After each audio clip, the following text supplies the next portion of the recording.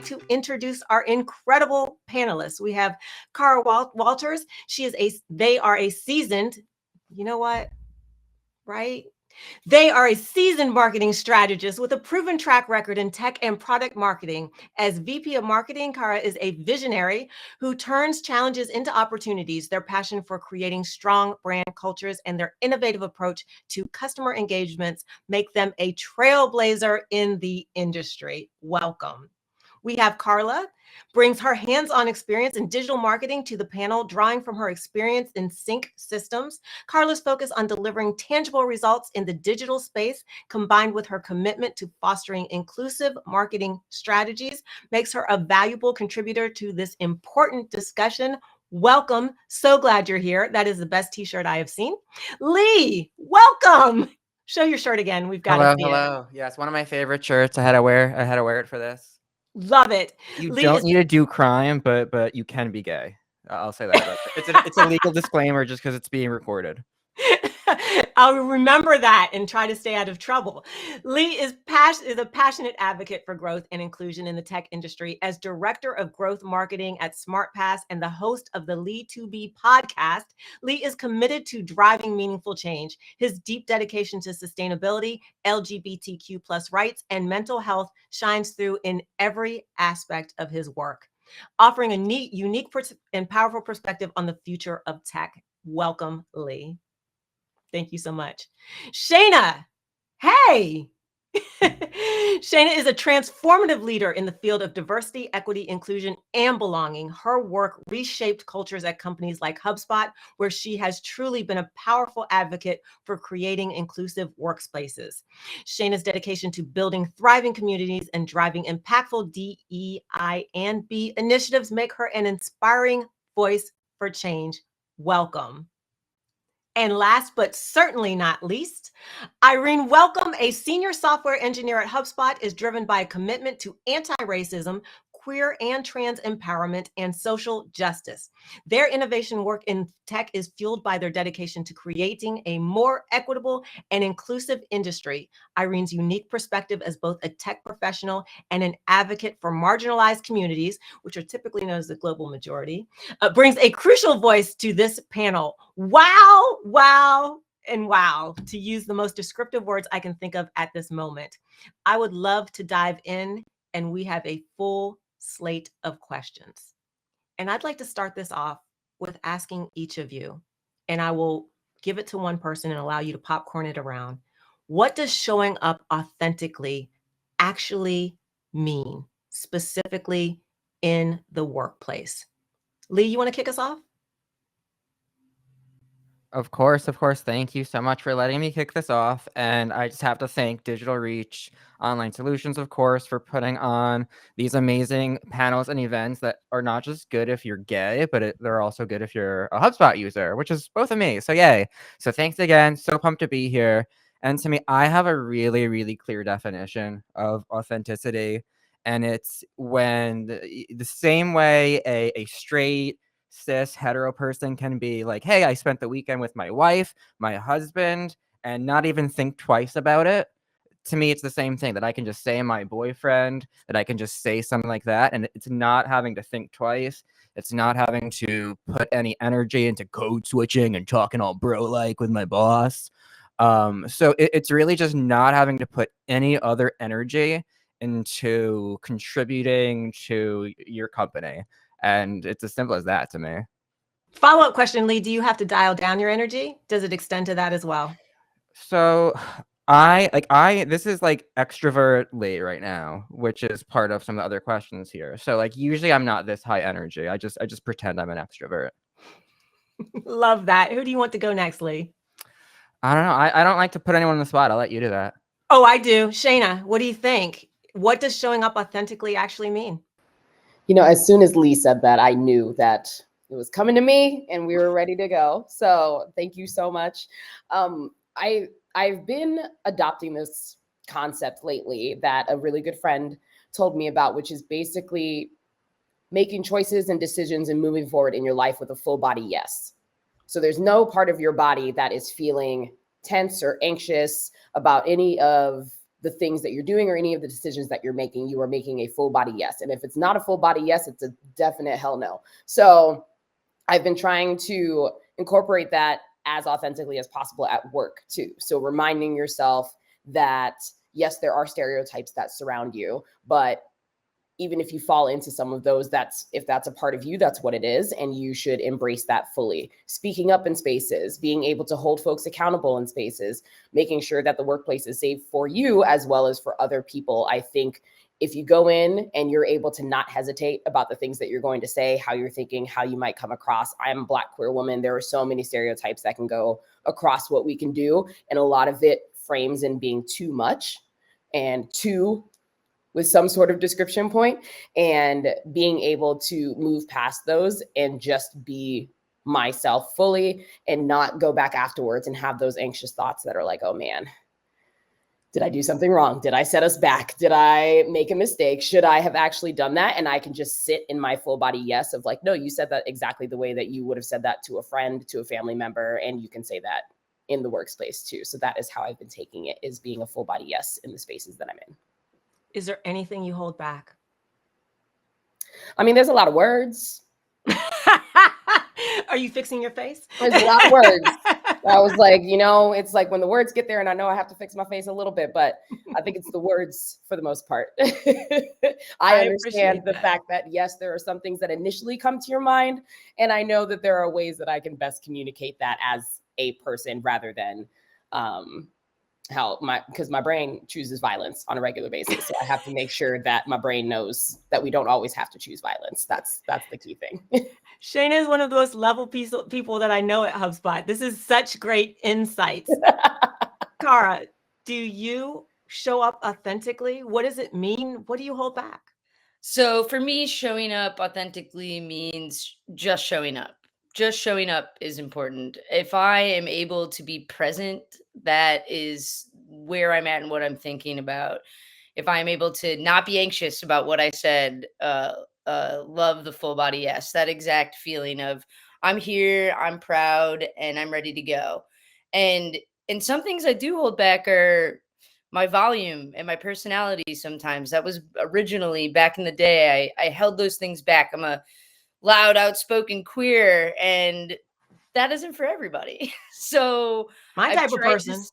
I would say that again. It's my type of person, though. Exactly. And it's it's where it isn't for everybody, and it should be. So moving from holding back to not has been something that I have been personally working on. It's okay to be myself. It's okay to show up and say that I'm proud to be who I am. And not everybody gets to show up and be their authentic self. And that's something that I'm lucky to be a part of and be able to do. And I think just being there and being present in the room and knowing that you hold your own space and knowing that sometimes you're creating your own space, that's what I have to give. And even if you feel like you're screaming from the back of the room times as a queer person, that your people are still listening to you. There are still people that are reading to you in the room. So I think that's one thing that's really important to me. And on a super,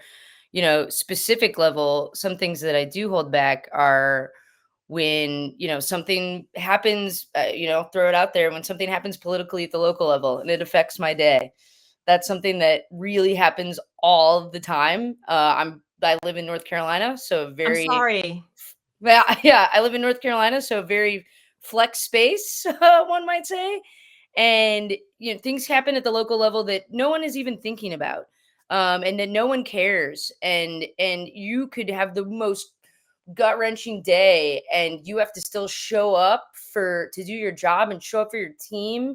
And I'll bring that up. I'll say, you know what? I'm having a rough day because this thing happened to me and this thing is going to affect my life, or, hey, this great thing passed that's going to affect my life.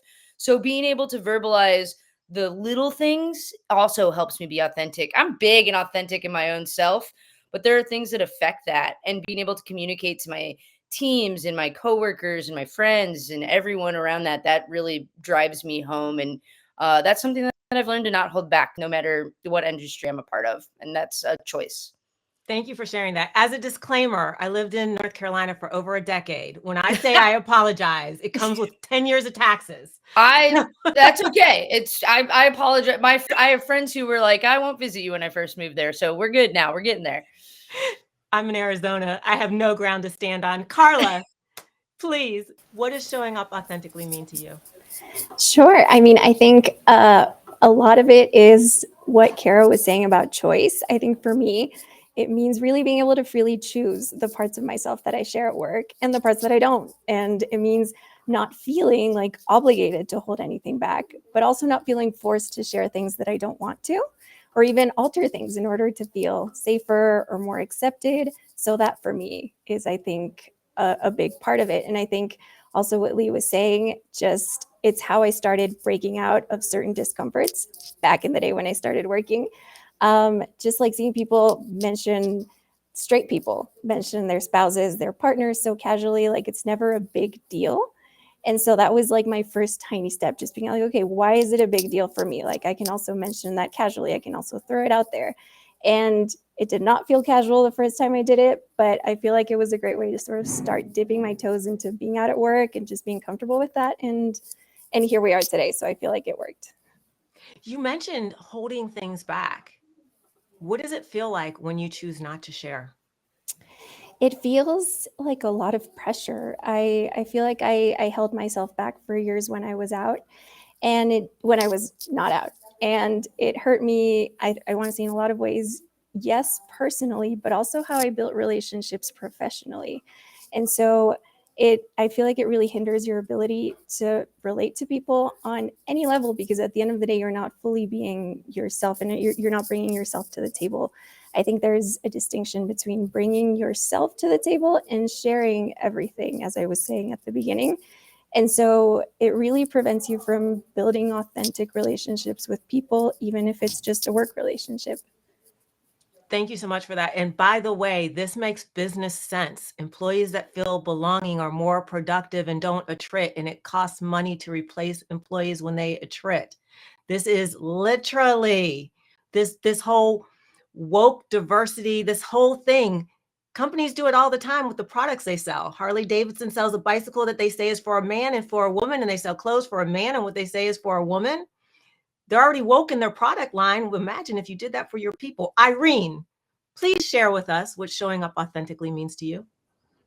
Yeah, I think Carla, your point was helpful. Was like, I think for me, there's like two different parts of me that I feel compelled to hide in the workplace, and one is sort of like my identity and like, I don't know, the path of joy that I have chosen that is breaking out of the mold in a lot of ways. And then there's my political beliefs and the organizing I do and the I don't know, the work that I feel is important to do as like an ally accomplice.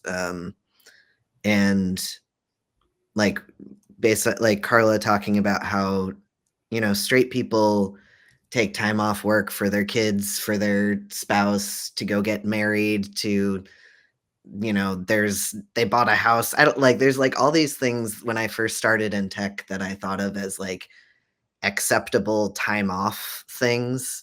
And one of the things that I've started doing as I've like become a senior engineer and like I don't care as much as like I'm taking time off, and I'll say like I'm taking time off to take care of my best friend who's getting top surgery, or like I will take time off because my best friend is having like a really hard day. Like my chosen family is on the same level as my biological family or romantic family to me. So I think like choosing them in my like ways that I make distance between myself and work, which is I think that's just something that's my own way of being like, this is me being myself. And like for the most part, my team is actually like pretty accepting of like all the different parts of me. So I don't have to be like tucking things away.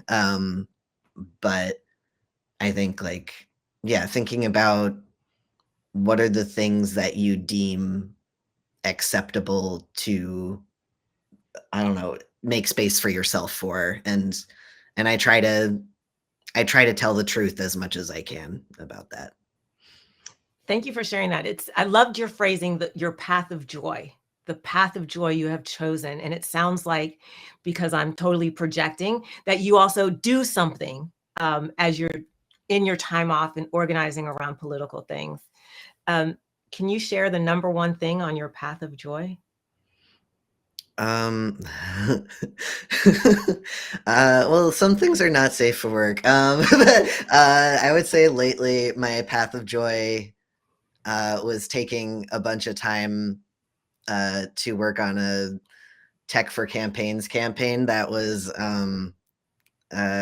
rebuilding the website for a woman who was on Ron DeSantis's hit list, and she just won yesterday. So I was like really thrilled to just be like, I took a lot of time during the workday to work on my Tech for Campaign stuff. So I was like, I want to see Ron DeSantis burn. So this is my, it was just like, great.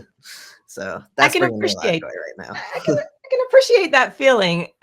So thank you for sharing that. I'm currently hoping to get one of those black jobs. So next question, what layer of armor do you put on before you step into the workplace? And how does that impact your productivity? Shayna, you know I'm coming to you because some of us that are always last need to be first. So let's go. What do you think? What's the armor that you're putting on? Oh, I think the armor is something that like works for and against, but I feel like the number one armor that I have to put on is patience. And it's patience in times when I really don't want to show that patience as well, and have to just kind of like let things marinate, move, let them kind of burn the stuff, because I don't need to jump in to allow the burning to happen. It's like it's going on. So if I need to sit and kind of just wait for a moment, the words that are in my head, as I mentioned earlier, just let them know that they're going to have their time. But I think the patience part of it is there because there is so much education that has to go into the work that all of us do on a day-to-day basis. There's so much patience that comes with folks who have never been exposed to the queer community. There's so much patience with folks who just don't know the language, that don't know, that haven't, they've had the privilege to not have to think about the day-to-day items that they're doing. So like Irene was saying, where you're just going and taking these days off because it's an acceptable form of vacation, when it's like, so how come your kid being homesick compared to my mental health day? Why is that different? And being able to sit and just like be patient in that area. It's like, I can't fight every day. That's just not good for me.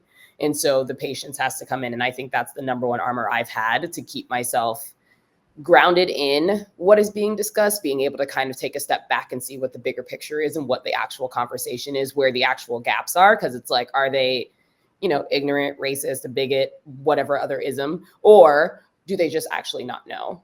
Is this an opportunity? Is this something? And then also, like, I don't have to say it all the time. Somebody else can say it. So I'm just going to sit here and wait, because I don't have to be the person, because then all of a sudden I am seen as the person every single time. So instead, I'm just going to wait and see if somebody else steps up in that area. So I feel like patience is the number one armor that I carry into work. I appreciate that. I always ask this question. In fact, I literally was just in a meeting and asked this out loud, which was, if you can figure out how to Google to grow an avocado in a Bell Mason jar, surely you can figure out some of these terms.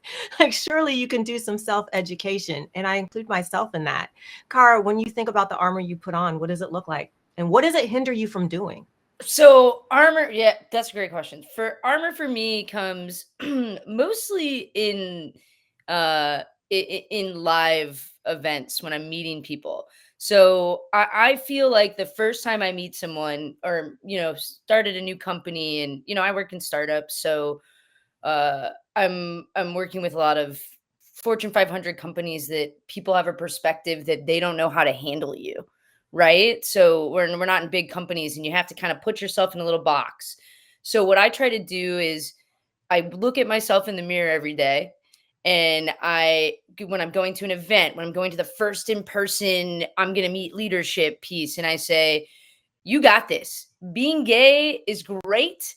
being gender fluid is awesome, and you're going to be amazing today. And if someone makes you feel unsafe, that's something that you'll recognize, and you'll take that and you'll discover it on your own. And the pep talk is what really gets me going.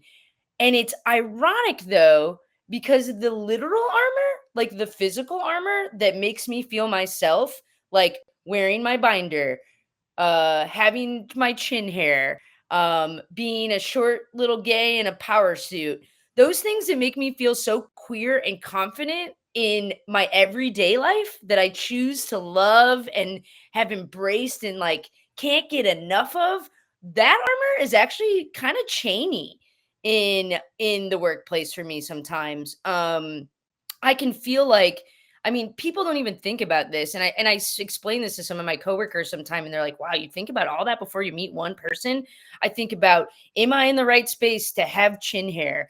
Am I going to be on the floor all day and have a binder on and like need to take social battery breaks to be able to breathe? And are people going to understand that? And it's become so wild to say that all this armor that I put on authentically to be myself in my personal life is sometimes so heavy in the workspace, and sometimes so fills your mind with, I want to sit here and focus at work, and I have all of these other things that I'm just thinking, this is the everyone's looking at me, right?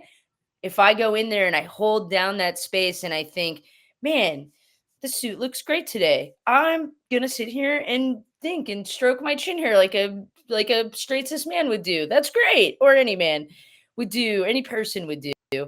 Um, those are things that it's interesting to be my power suit in my personal life and be a little bit of a chain in my work life.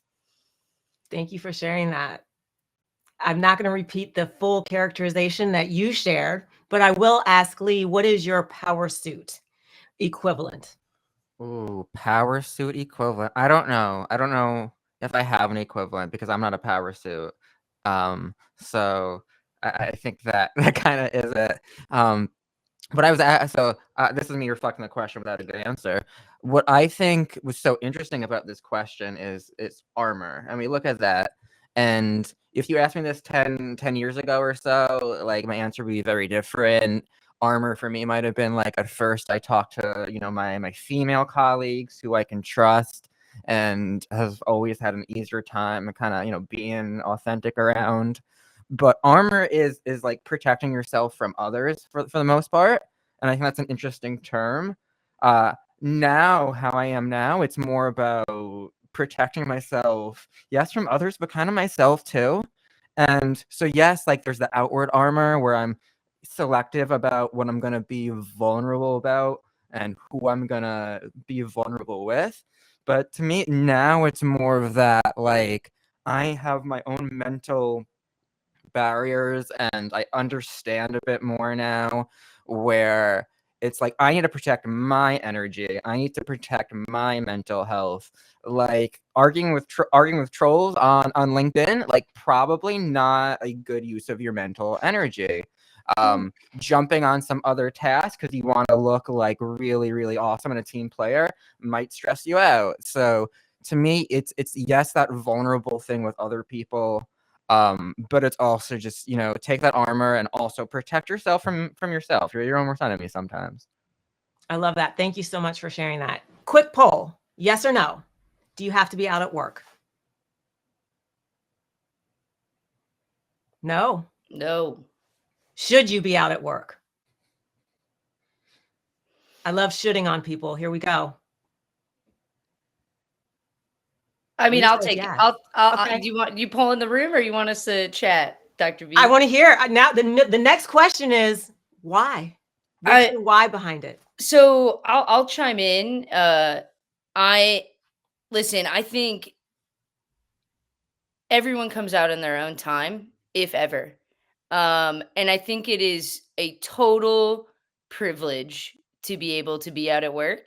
And I think it is once you're there, it is a responsibility. And I mean this in ways where we talked about showing up authentically, right? So when I show up and I'm authentic, there are people at every company that I've been at who are not out at work. And me being my authentic self, and I'm sure some of our awesome panelists have the same scenario. People will come up to me and go, I'm not out at work, but you being out at work makes me feel super safe in this space. And when you bring the energy and, like, queer energy that we all feel when we're in the same room together and being in this joyous space, um, people feel like they have an ally. So I've, been out since I was a tiny little nugget. And I've always made sure, and that was shoved down my throat for a long time. It was very like, not out, not liking this, but I've been out to myself. And and if I've decided to make that decision, I'm going to go in wholeheartedly. I see these friends, I have great friends and family members and coworkers who are not out, and that's their own journey. You don't out people, you don't shame people for not being out. Everyone is in their own scenario. So, as someone who is out and someone who will never go back in that closet because of how miserable it was, I hold that very close to my heart and think, you know what, I'm going to be here and I'm going to be present, and hopefully the other queers in the room and the other people who are interested will go, oh, that's someone who's actually, like, I can reach out to and I can connect with.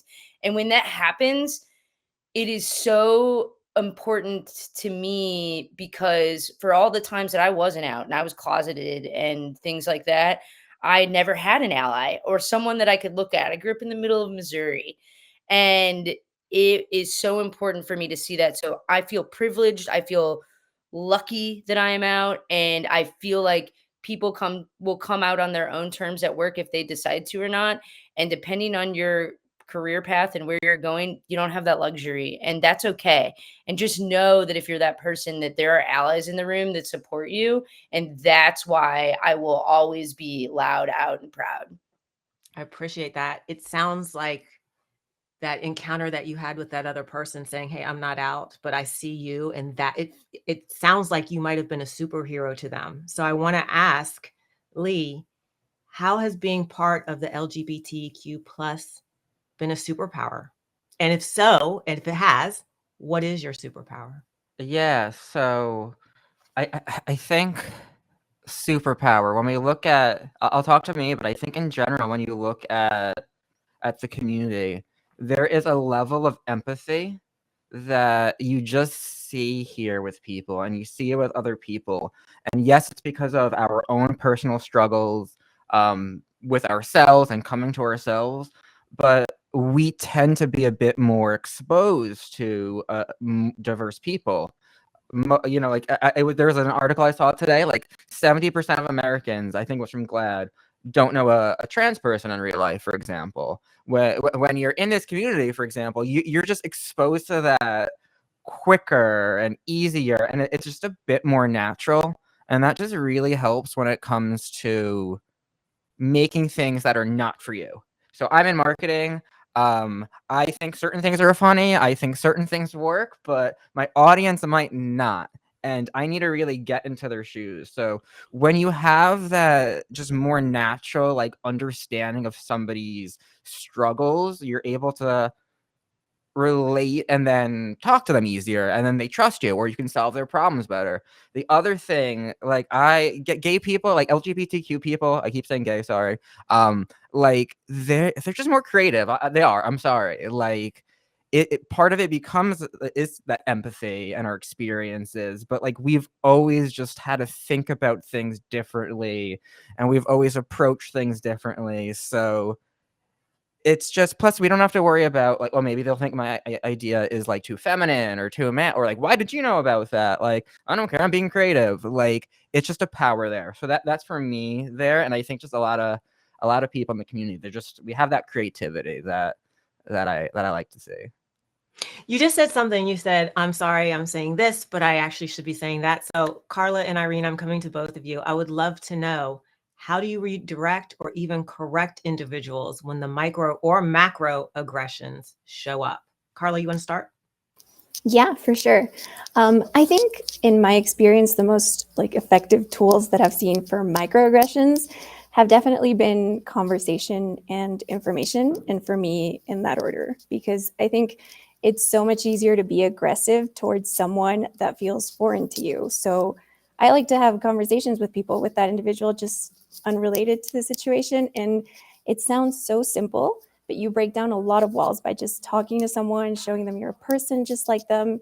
And I don't ever like turn the other cheek. That's not to say this. I like to face people head on and hold out my hand for them to shake. And I mean this metaphorically speaking. I'm not that weird. But then I think I've met you. I think you're weird. No. love this, but not that weird. Like I'm not gonna hold up my hand. No, and then just in terms of information, I can think of a recent example that took place outside of work. A lady at a workout class that I take, she was talking about Imane. I don't know how her name is pronounced, might be butchering it, but the boxer at the Olympics. And she was talking about her testosterone levels and how that had to mean that she was assigned male at birth. And so that's when I chimed in, that actually has nothing to do with it. Like, did you know that someone with PCOS can have even higher levels than that? And so I feel like the words "did you know" are very powerful ones because they're not accusing, they don't point fingers. And yes, it might be a little exhausting to redirect people like this and not just leave it at, no, that has nothing to do with it, you're wrong. Like, yeah, it sometimes gets tiring, but at the end of the day, I feel like it's something I personally do for my own sanity too. Like leaving it at you're wrong and not explaining why, it's like it causes that frustration to build up. So it's better always, I think, to channel it just into something informative, into a potential learning experience. And it's not necessarily a responsibility that we have as part of the community, but it is an opportunity. So I think it's good to take it. I appreciate that. Irene, what are your thoughts? Yeah, I think a lot of decisions I make in life, I see like other queers making also, I'm sort of like, I have the question like, do I want catharsis or do I want to be effective? It kind of feels like I'm often making those sorts of decisions of like, do I want to say the most right thing or do I want to say the thing that's going to get through to that person? And a lot of times when I have chosen catharsis, it leads to my relationships exploding. And it leads to like, I think we're a very digital society now, and I understand why people have gone down the path of that. And like all through college, it was like all catharsis all the time. Everybody was like, this person sucks, cancel them. It was like very much like a call out culture. Like everybody, like it was not psychologically safe. And one thing that I really like about working at HubSpot is that we have like I was introduced to the concept of psychological safety here. And like say what you will about working for a corporation, but like I think like HubSpot, it's really cool that they like are really big on psychological safety. And I've actually felt that like people offer that to me, like meet me halfway a lot of the times. And it's really it helps me do that more outside of work. And I think because there's sort of that base level of that at work, I feel like I have permission to just like when somebody says something, yikes, in a meeting, I have the moment of like, okay, can I deliver this effectively in the moment? Or is this a moment to just like slide into their DMs and be like, hey, that wasn't great. Like, and, just giving them like an explanation. And like almost every single time I have reached out to someone that way, it has gone well. And I think like public call outs like are appropriate when someone has like a lot of power and they're not listening to you. But for the most part at work, like when someone is like very accessible to you, like just do it one-to-one and it'll like improve your relationship. So that's like I think I'm answering the question. I forgot what the question. Absolutely. You totally answered the question. I'm jumping in. I gotcha. Got the lifeline. Thank you so much. You do such a good job of sharing your internal dialogue as you're thinking through these questions and like what's going on in your mind. a question that I have, Shane, I'm going to come over to you, is what internal dialogue within the community, within y'all's community, needs to change as we push to the next level? Simple question, Shayna. The simplest. I think that there is this narrative at times that there is no privilege in the LGBTQ plus community. It's almost like everybody wants to be under the umbrella and then experience folks who like say that they're under a hardship now because they're a part of the queer community. And it's like there are still lots of privileged opportunities for folks in the community. Like, we're not talking about the fact that white gay men exist. At the end of the day, they're still men out here making problems for us. And they want to sit and be babied and looked at differently because of their identity, when it's like, at the end of the day, no, there are still lots of privilege within the community. And I think everybody is just like, well, because we're under this umbrella, we're all the same. And it's like, no, we're all humans, but we're not the same. Like, all of that carries over. And I don't think people have that conversation enough and are like scared to have that conversation and or feel like you're now personally attacking them as a result of it. And it's like, no, it's just facts. Like, there is an inherent privilege there. Like, yes, you now have this added intersectional identity, and 2 things can exist, 3 things can exist, 4 things can exist. And I think folks need to have that reminder on a regular basis. And we need to have more of those conversations within the community, because we don't. I host a podcast called Bad Queers, and we talk about breaking stereotypes in the LGBTQ plus community. And that is a conversation that we have so regularly, where it's like, we're blowing the dog whistle for something where it's like, hey, guess what? You are actually the problem, and you are actually a part of the folks who are the problem, and you are fighting this thing thinking that you should be elevated in some way. And it's like, nah, fam, the people who are like discriminated against don't get elevated. So now you're trying to make this something that it's not. So I think the privilege part in the community is something that we don't get to talk about. Biases that we have in the community, we don't get to talk about. That there is still racism within the queer community, and not everybody agrees with all of these things. So there's still all of these things happening within our community, and I think folks are still afraid to talk about them, and that's a privilege in itself. Well, that was a brave statement. Thank you for sharing that. Lee, what are your thoughts? What is the internal dialogue within your community that needs to change to push to the next level? So I have so much to say on this, so feel free to stop me if I start ranting. You But got it. Let's go. But first thing, I just, like, there is that privilege. And, like, I am in New York. I'm in a New York bubble. If I really wanted to, I could shave. First of all, it's easy here for me. Like, let's be honest. I'm in New York. But if I really wanted to, I could shave my head. I could start talking a bit slower, and like, I could pretend to be someone who I'm not. And not everybody in this community has that privilege. The other thing, it's very different for me to grow up white and as a straight man, well, not straight, let's be honest, as a cis man, and kind of just, be free to experience, go about things. Not everybody can do that. There's a difference there. So that's one of it. Part of that acknowledging that privilege is we can't just help our own initial here in LGBTQIA. Like, my experience, again, is different because most people don't know trans people. I do, because I'm part of this community. I am responsible for speaking out, not just things that directly affect me, but things that affect everybody here. It's also important for me to say a woman's experience, a lesbian's experience is different. There are going to be different problems there. So part of that, like, acknowledging all that, talking about it, because there is no binary and there's so many different experiences. So that's part of it. Other thing, and I'm talking fast because I want to get like all my points on this, but like, I like that being who you are and your sexuality, your gender situation, that's not all about you. That's not the only thing about you.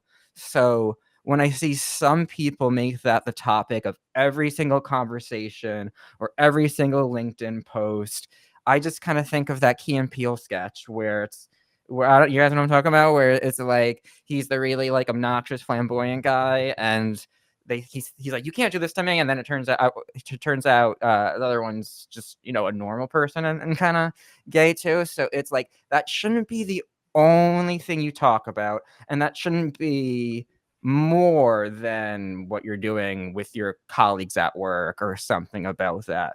So I see a lot of that in the community and just talking about it. The other is, you know, we have all the memes about Pride Month and like, don't just change your logo and blah, blah, blah, blah, blah.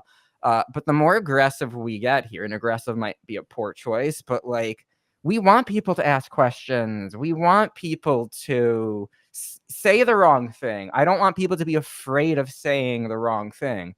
And when we get as kind of like enraged about it sometimes as a community, like it just can be a turn off, and then people won't learn and won't ask, and they're supposed to. So kind of just diversifying that convo and just being a bit more receptive and letting people ask questions and make mistakes so they can learn from next time. Okay, then Lee, how do I grow an avocado in a Bell Mason jar? No, I'm just kidding. First step, buy an avocado from the supermarket. He's got answers. You have answers, Lee. Thank you so much. Thank you. Irene, this question actually started because we were hearing your internal dialogue. So what do you think is the dialogue that needs to change within the community to push to the next level? Yeah, I think both like Lee and Shauna spoke to this a bit. I think what I want most is for queers, especially queers with an amount of privilege, who are, I don't like, I think we don't talk a lot about like class differences in the queer community, and I don't know if we always are talking about like how different it is to be a white trans guy versus like a black trans woman, and just like the differences in life. Like there are just very different like socioeconomic things going on for me than like a lot of trans people who I think are typically the target of like laws and discrimination and horrible things happening. Like it's, and you know, I don't love to like get into like murder stats when we're supposed to be like talking about like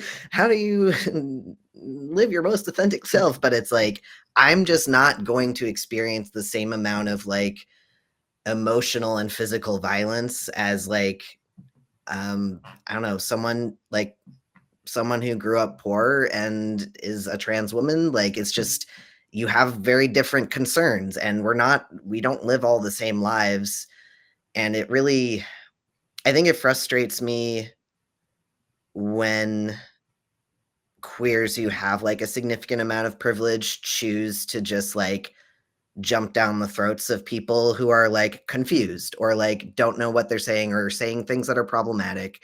Like I want the queers with the amount of privilege who like aren't being like attacked on a daily basis or like being yelled at in restrooms. Like I would love for people who have more emotional bandwidth to take on like supporting the rest of our community, and like not to just be like blocked you on Facebook because you said one stupid thing, or like it's I think that's something, because I've spent a lot of time, my original like organizing home was with Showing Up for Racial Justice, which is like an imperfect organization, but the point is to like for white people to organize white people to show up for a multiracial movement for racial justice.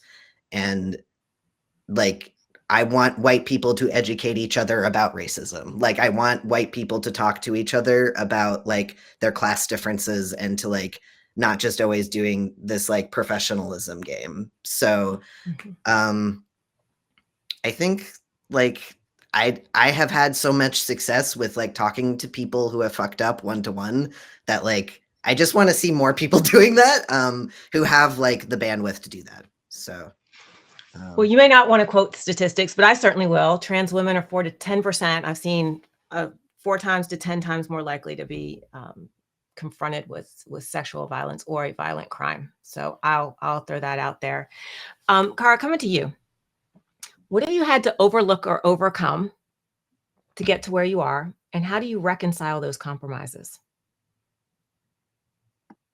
There are, I'll swing it back to, um, I'll swing it back to the conversation on what is valuable to take off for PTO. For me, I've had to overlook a lot of things that are important to me in life and say that isn't valid to take time off for that. And I started justifying that in my career at one particular point. Um, I I told I Pulse nightclub shooting happened, right? I needed to take off work for that. I needed to take a down minute. I needed to take PTO, and I had never done that before. And I am at my one of my first jobs in technology, and I'm going, this is you're gonna get some crap for this, and you're gonna need to do it. Which is crazy, by the way. That's not okay to feel that way, but baby Carrot did feel that way. So I took off. I overlooked and said, I was honest. I said, I need to take off. This is affecting my day to day. And while my boss overlooked it, I had a coworker who, when I came back, ragged me and said, I can't believe you needed to take off for a shooting that you weren't even in. And I thought about how to fix this problem and how to say, I can't just let this go. And this person I brought into my office, who is now a dear friend of mine, and I said, listen, what doesn't affect you, you don't understand, and I want to talk this out. I want to hash this out, and I want to tell you why I needed to take off, and I wanted to tell you, I'm not gonna close myself down. This person was a very big, served 2 tours in Afghanistan, very much into non-gun safety at the time, and we sat in my office for 2 to 3 days in a row and said, let's talk this out. Here's why I feel this way. Here's why metal detectors aren't the answer. Here's why the queer community, here's all the examples of the places that we've been. And we were really able to open up to each other and say, this is important to me. And that was the first moment that I stopped overlooking and stopped trying to accommodate people for things that help, that made me need to take a mental health day. And in the fashion to what Irene was saying, this person is one of my best friends in my entire life now. They have come full circle. They are out knocking on doors for me. They're with not for me, but I guess for me, with me during elections. They are out telling, saying, I've got my mom is involved now. My parents were never involved in politics. We want to talk to you about what you think about this and how we can make you feel more safe. And I will never forget, while I will never forget Pulse nightclub, obviously, because it was one of the most horrific things to happen to the queer culture. I will never forget that, one, I took a chance on not letting that fly by. And 2, it worked out. And 3, I have developed the most deepest friendship I have because of that. So I think I answered your question. You did. But that was one of the places that I, had to overcome, because sometimes you're the only person in the room. Like, I don't work at big companies where there are other gay people. Like, I walk into the room and it's me. I'm the gay person. That's it. And most of the time, like, when I identified more as a woman before, I was the only woman and gay person. Like, what? And that makes no sense to me. So, I have to take a look and say, it's just me, and it's just going to be me if I continue to work in Series A and Series B startups. And how can I create deeper allyship? And how can I say, this is a time to overlook and spend my energy to what everyone else on this panel is talking about? Or this is a time to say, we got to have a conversation, and it may not turn out for the best, but at least I can go home and look myself in the mirror. I really appreciate your response. As we close out, I'd love each person to take just a little over a minute, only because of time, not because of interest in what you have to say. and share a strategy. And Carla, just a heads up, I'm coming to you first. Share a strategy that has helped you navigate the workplace as your full self. Sure. So I think for me, definitely something that Kara was saying really resonated, because I have worked in an office of over 200 people before, and it was an asset management firm, and I was the only out person in the office. So it happens across companies, it happens across industries. And to me, definitely being able to identify allies within the office was huge. Just having people that I could trust to talk about things with and to help me understand all the dynamics and the culture, et cetera. Not all companies have ERGs, so it's definitely very important to start seeking out allies, I think. And for me personally, and I hope I don't hit a minute anytime soon, but a sort of strategy that I've employed is something that we were talking about earlier, and I'm only half joking here, is I do my best to channel straight white cis male confidence, like not making myself smaller just because I'm queer, because that harms your position in the workplace. That can affect the overall dynamic even. Like thinking about things, tying this to the beginning, like would a straight white man, talk about how he and his wife went fishing over the weekend and then go into a meeting where he can vocally express his ideas and his thoughts on the current project without the story about his weekend being a thing and affect how he's viewed? Absolutely. So like, I'm going to talk about how I went hiking with my girlfriend over the weekend, and then I'm going to go on to express my ideas. No shame, no hesitation. So we all have a right to the same amount of space within the workplace. And I should have clarified. I don't mean closing out the whole session. I mean closing out this part. We're going to shift into solutions, right? Just to give some additional context. Lee, same question. Can I just say therapy as my strategy? Like, Yes. so first of all, I'm kidding, but I'm not. So one, like, I think by the time you turn like 25, maybe you should go to therapy. Like, it's like maybe, I don't know, maybe 20, maybe every 5 years. I don't know. But like, I think therapy, I think also like if you're any type of people manager, regardless of whatever you identify as, like if you're going to be managing people, go to therapy too. But like, I don't even know. Think of it less like a strategy, because it's like, hearing the stories, it's like the straight man talking about going to a vacation with his wife. There's no strategy there. That's just him. That's just talking. That's just being themselves. So it's figuring out your balance, your comfortability of what can you share with people, what do you think is oversharing, what do you think is, what I want to protect this about me. I once got feedback from a boss, like, people really like working with you, but they want to know you more. And that was just really, really impactful feedback to me, because it's like, yeah, you have to, you can't bottle your stuff up. So that was a ramble, but the strategy is almost like, it shouldn't be your strategy. That should be somewhere in your mind. And again, that's the privilege, because I can say that I'm secure in a job now, thankfully. I work for a great company. Again, I'm in the New York bubble, but I'm not everybody who can do that. Sometimes you need a job and your priority needs to be the money. But like, the best you can. Strategy, just the less you have to think of it, the better. Thank you for that. Shayna, same question. I think for me, in my role is community, but it's also how I navigate through life is just having community. So whether it's the community at work or the community after work, that I can just pulse check on different things. I can check in and be like, y'all saw this, right? You heard this, right? Did that feel off? But also just talking about how to navigate through really tough situations and just vent, honestly, and just being able to have those people there so that you can just feel human. So it's almost like you go to your therapy, like Lee said, and then you go to your group therapy.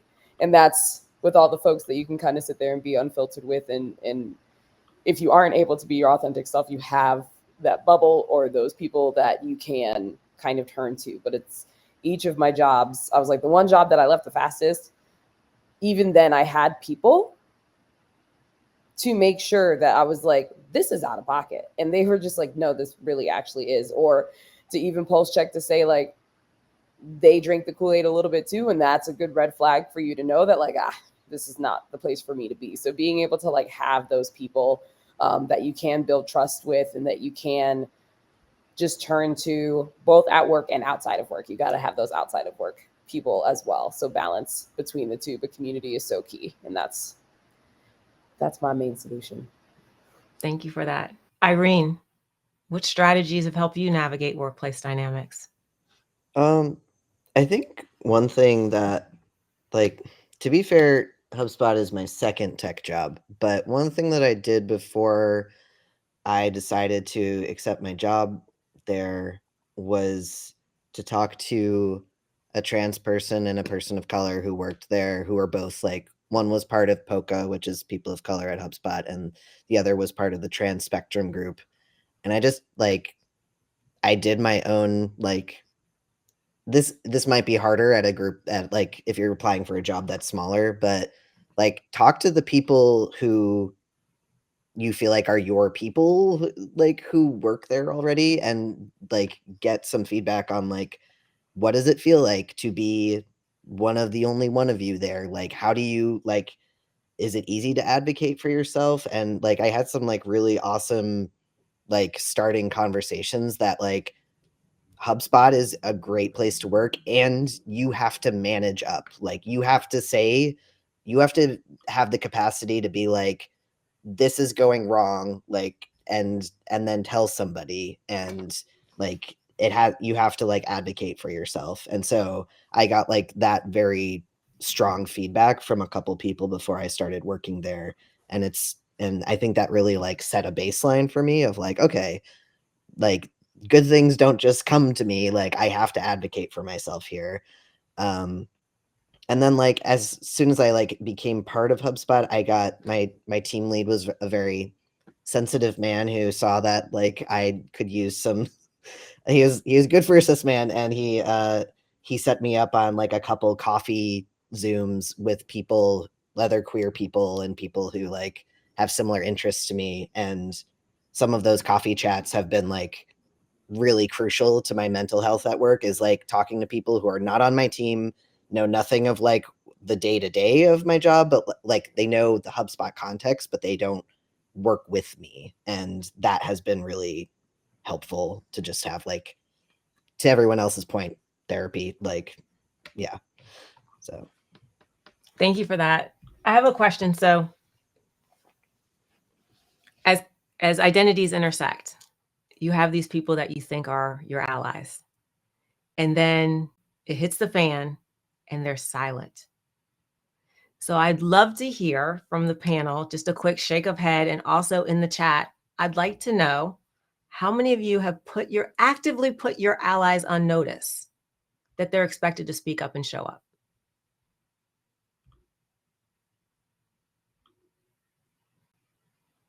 What did it sound like? Lee, what did it sound like when you put them on notice?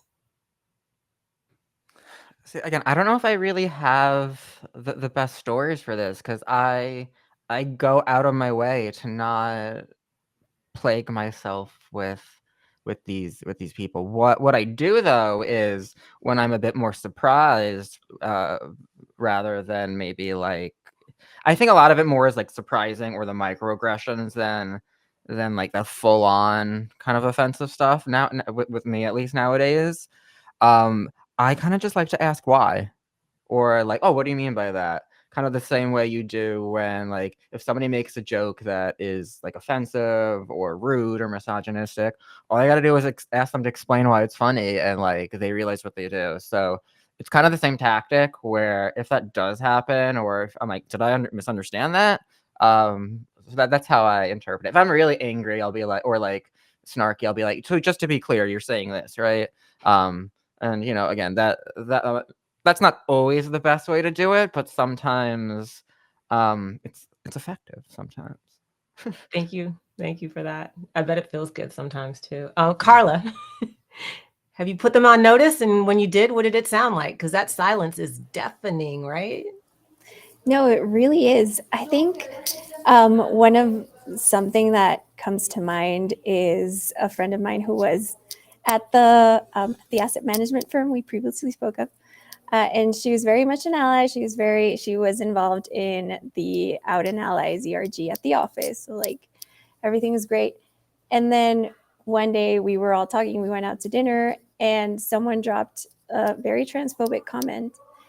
And she was just like nodding along and saying nothing. And so after that incident, like I talked to her directly and I was like, hey, I know you're a very big ally. So it struck me as unusual for you to not say anything. And her response was very much, I don't want to stir the pot. I don't want to challenge a director, who was the one who had said that. And that was sort of a moment where I was like, you don't need to challenge and comfort. Like, it doesn't need to be negative. It can be very much like a casual, teachable conversation. But if you're going to call yourself an ally, I think a very big part of it is listening and learning first and supporting second. But the support has to be there in some way, not just, sitting there and being quiet about it, and not being under the impression that everything has to be a confrontation. I think that's something that a lot of people like misunderstand. I appreciate that. Shayna, have you had those allies that get real quiet and silent when they actually should be actioning? All the time. All the time.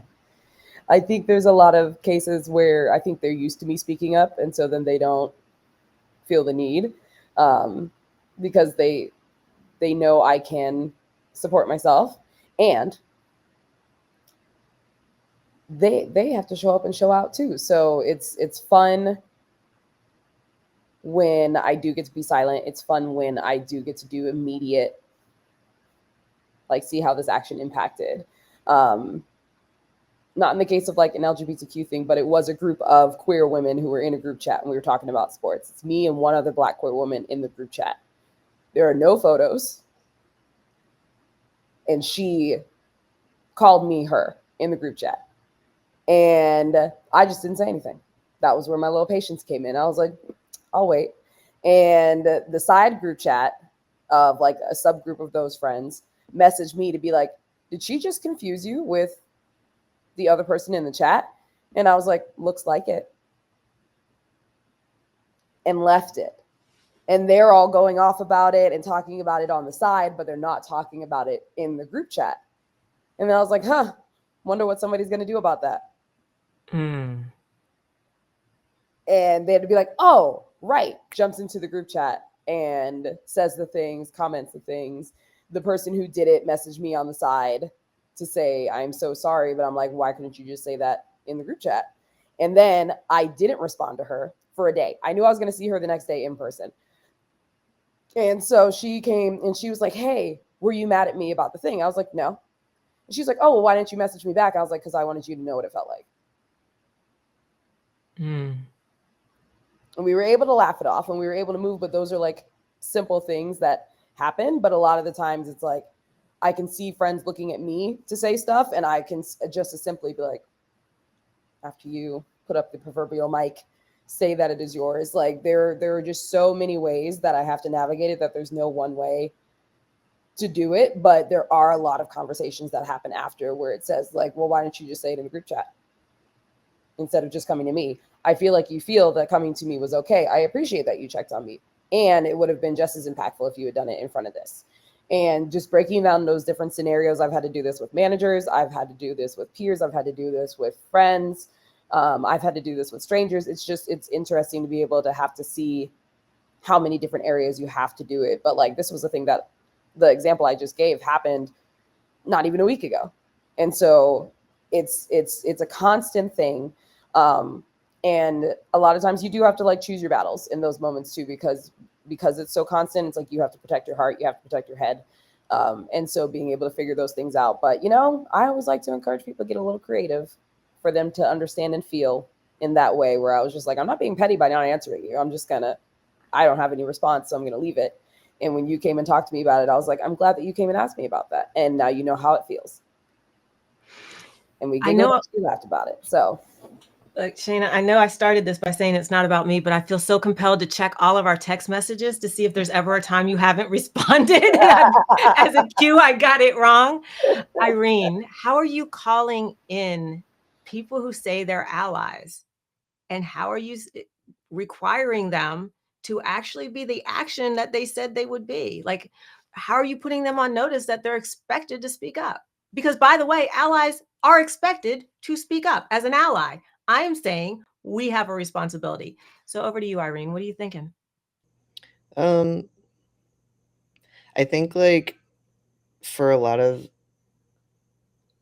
scenarios, like I've had a lot of growth in my life of like my who I used to be and who I am now, and um I think I don't know. I think a lot of times when I'm mad at someone who I thought better of, I have a lot of empathy for them because I used to think that way, and so yeah, I think I don't know if I'm like as admittedly like very like confrontational in groups. I think I'm gonna be thinking about what you said, Shayna, because I'm like I I think a lot of times I'm so focused on like I want to preserve a friendship with somebody that a lot of times I will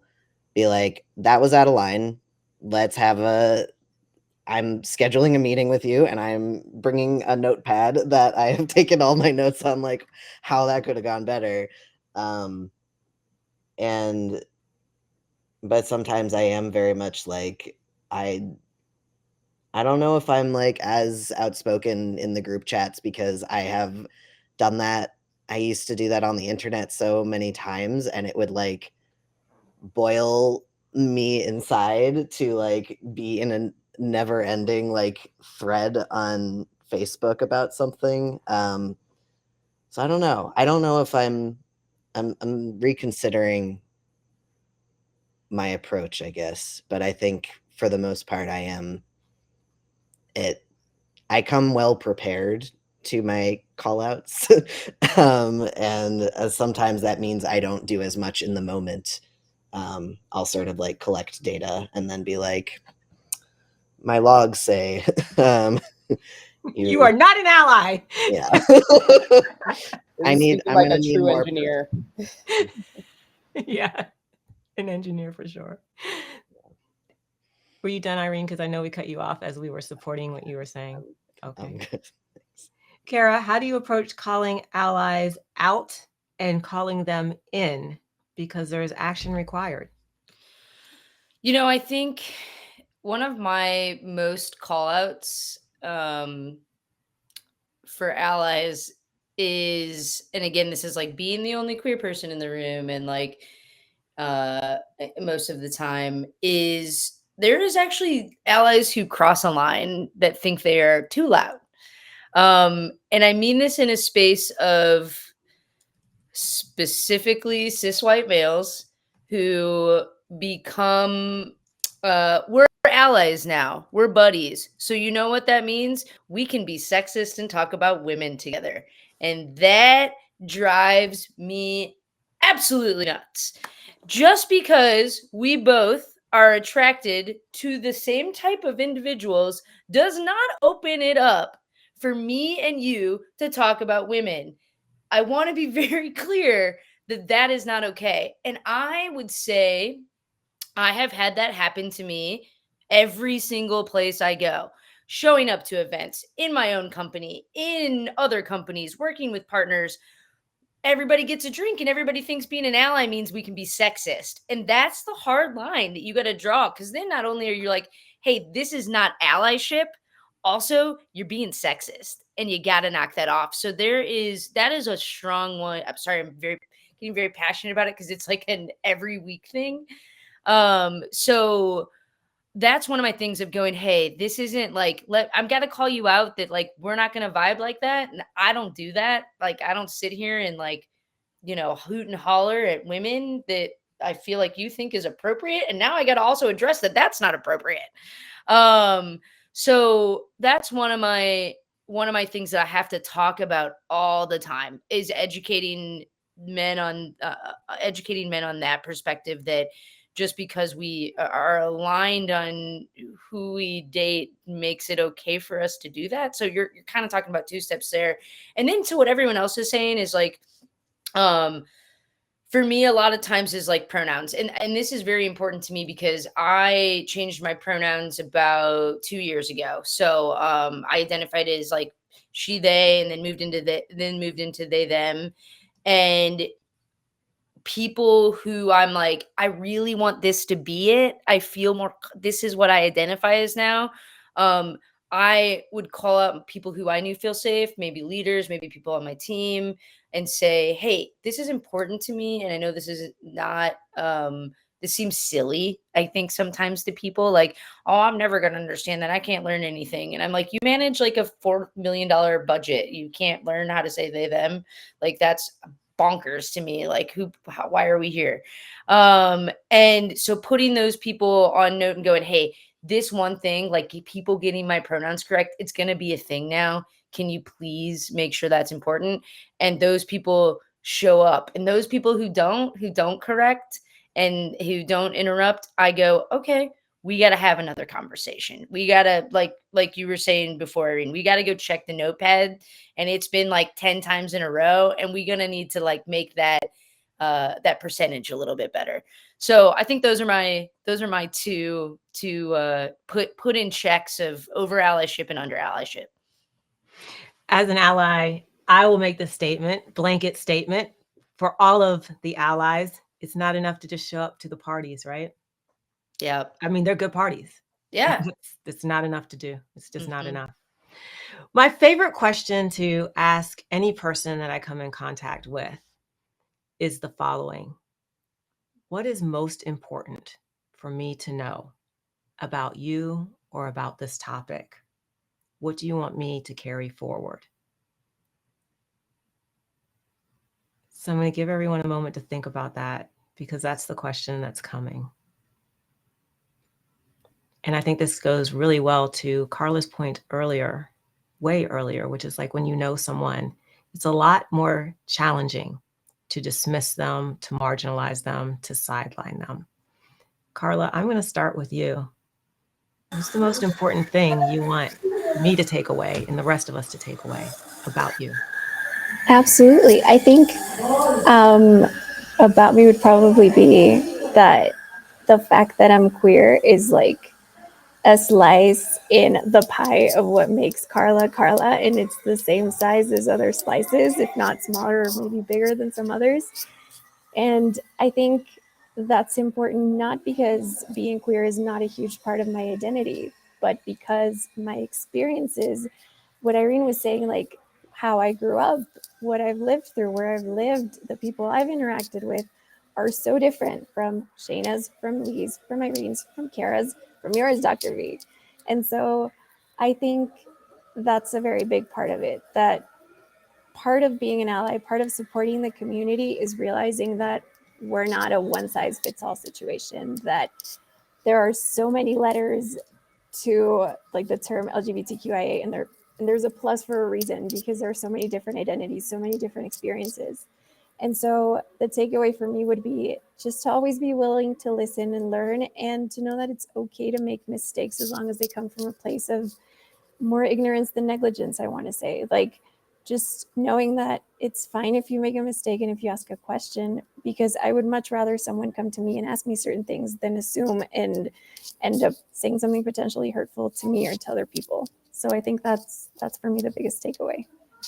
Thank you for that. Lee, what do you want me to know about you? So I think I'll answer differently because I freeze at icebreaker questions like that. But like Okay. I think kind of saying just like being LGBTQIA plus is probably the least interesting thing about everybody here. Like probably. Like so I think that's what to take. The other is just like there is like you do you is kind of it. Like you can come out when you on your time. Like your experience is different. Don't ever feel forced to do something. But you know, remember to challenge yourself too, because that is where growth comes, and that is where you can see yourself happier. But just know again, like you don't need to do anything you don't want to.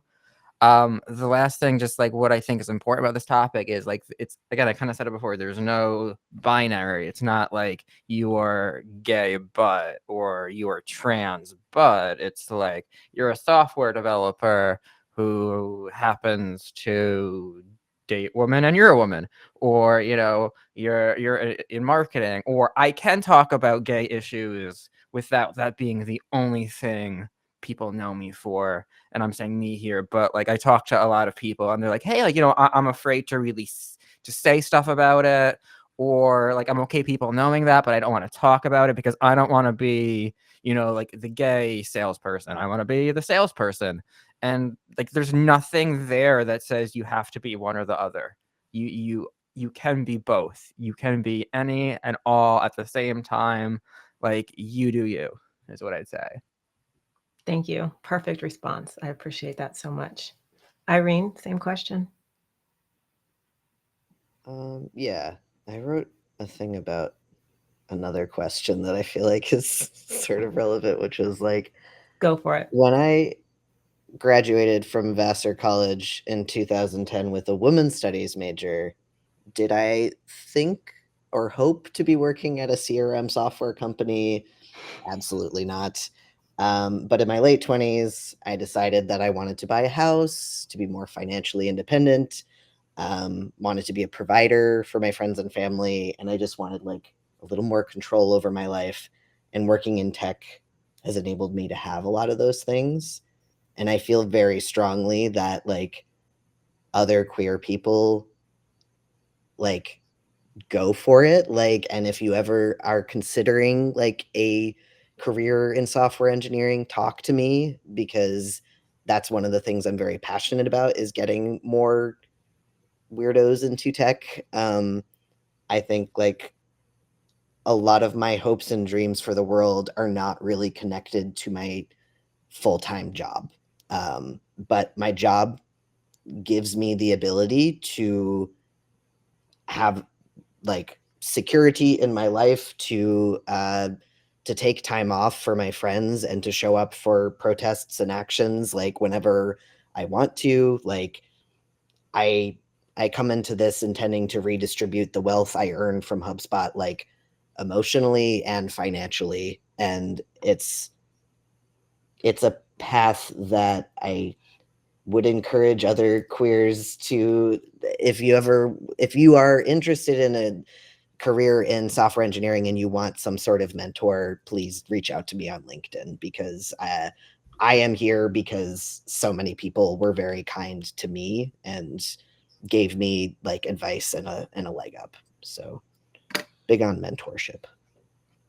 Thank you for that. I'm big on it as well. And studies show men and women, which means they didn't ask the whole world, are more likely to get a job post MBA if they have a mentor, something up to 95% more likely. Kara, same question to you. I think the thing, I take a little bit of a different approach, is my thing I want you to know about me is I am up for the fight and I am up for the conversation. And I mean this as, you know, a lot of going through therapy, you know, is where do we put the energy, right? That's something that all of us have been talking about. Like, when do we have time for this? And I, as someone who was sent to conversion therapy when they were 18, Oh, for fuck's sake. went through a lot of negative therapy to get to great therapy. Glad I got there and said that this isn't the only way.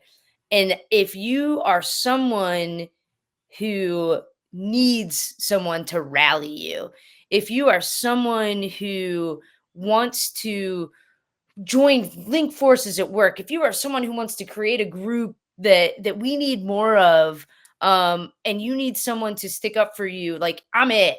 Like, I want to link forces with the entire community and hear about things I don't know. I don't know anything. Like, this is the thing, like, to what we've all been talking about, and like, Lee, you hit this well, like, we all live in our own bubbles. So like, I'm an open book. I want to be educated. I want to do the work to be educated. I want to open my door to I had a coworker who was like, I would never have met you if we wouldn't have worked together. And I would have never known that this is how gay queer people are. And that like these things exist and like your life is actually like not what I think it is in this like idealistic, we all have rights now. I'm like, you're not, you know? So being open to have those conversations. I am open. I am ready to have hard conversations. I am ready to link arms and put things out. And I'm also open to feedback on you need to be doing more. I always need to be doing more. So you know, if you're someone who wants to connect and talk about how we can be doing more, if you're someone who's like, I need a cheerleader, that's me. And if you're someone who, you know, people always link you to people who are like you. I know someone, you know, that I know someone who you should meet. Cool. I want to know someone who you think I shouldn't meet. And I want to meet them and I want to have a conversation with them and I want to see how we can find a plane. And if it is too much energy, like Lee, to your point, like let's not waste energy in places that can't be played. But your first go you get for free. So let's go. Let's talk about it. And you know, don't just introduce me to people you think I'd get along with. Introduce me to people that you'd think I would benefit from knowing their perspective and they would benefit from knowing mine. Thank you so much for that. Shayna, close us out and leave me a minute. What do we know about you? Yeah. I feel like we've gone on such a range of things. Can you repeat the question one more time? Absolutely. What do you want us to know about you? Perfect. Because I was like, wow, we've had such good topics and things, and people have said this stuff. So I wanted to be sure we were ending it on what you had asked. But I think for me and what folks need to know is like, I definitely take my identity into everywhere I go. And I do allow for it to be a bit politicized, discussed, brought up in conversations. But it's one of those things where it's like, I have made that choice, but not everyone needs to. Our identities don't have to be politicized. Our identities don't have to be the things that like you're leading with. And I have made that choice to have those conversations and to, you know, take up the legwork and do those different things. But not everybody needs to. And I think it's an expectation that a lot of folks put on the queer community where it's like, as soon as you come out, that means you are the educator. You are the person that has to make sure that we all know what we're doing. You are the representation for all of the queer community. And it's like, no, you don't have to do that. And it's a solid reminder where it's like, I know in some instances, I really don't feel like doing that. And when I don't, I don't. But for the most part, that is something that I am very proud of and very excited to do. Similar to Cara and what you were saying around like, I'm going to speak up and I'm going to fight. I may not speak up all the time, but I'm going to let people know that I am in the room. And I'm going to let folks know to pay attention to what you're saying because of this. And we'll hold accountable and we'll do these things to the point that I am energized to. Because once it hits past that point, I'm not doing anything else. But it's not a requirement for everyone else. And so if there are allies who are listening, don't make that a requirement for everyone else. Like, don't make that the statement because your identity is what it is that, oh, well, now this person will just handle all of it. Education is free and it's available. Google exists. So it's just being able to take that time, but don't like force that on other folks as much as like I am open to taking it on. That's not for everyone. Thank you so much for that. I'm going to call Mandy back into this conversation with a big thank you to Digital Reach Online Solutions for this incredible conversation and the privilege of being able to moderate it. Mandy, thank you so much. Oh my goodness. Thank you to all of you. This was so, so inspiring and so full of energy. And I appreciate everybody taking the time to be here and for sharing this with the community and all of those who will consume this content in the future who were not here today. So like from the bottom of my heart, thank you. I know it's hard to carve out 90 minutes of your day during the week. So I really appreciate it. And to everybody who is still here, we do have the Out at Inbound LGBTQIA+ meetup at Inbound coming up in September. We are on the schedule on Wednesday.